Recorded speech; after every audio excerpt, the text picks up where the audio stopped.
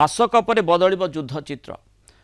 मध्यप्राच्य युद्ध को मसे पूरा तेणु ए प्रकार प्रसंगटी लोक मन को आसीपे फेब्रुआरी 28 तारिख में ईरान विरोध में मिलित सामरिक ऑपरेशन बोली जहाँ को अमेरिका इजराइल कही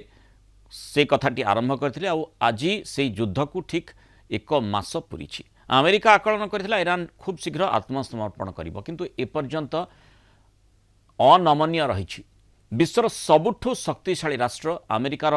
प्रचंड प्रहार सत्वे ईरान नई नाही भयंकर भावे पालटा हमला करुच्ची अमेरिका इजराइल को अस्तव्यस्त कर सारा विश्वर 20% तैल यातायात करुवा आतजात करुवा स्ट्रेट ऑफ हॉर्मुज को ढाल कर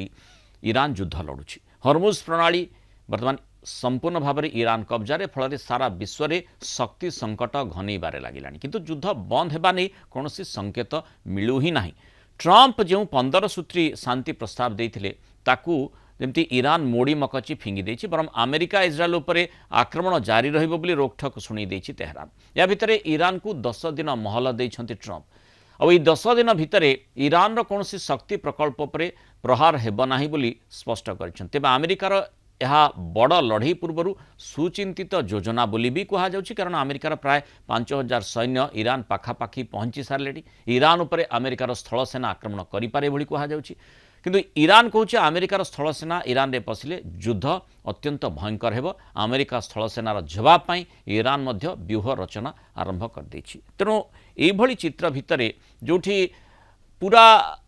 सामना सामने अवस्था उभय पक्ष रही से स्थित मसे बीतिले भी आम आशा करिपरिबा कि युद्ध रे परिवर्तन घटिबो युद्ध चित्र रे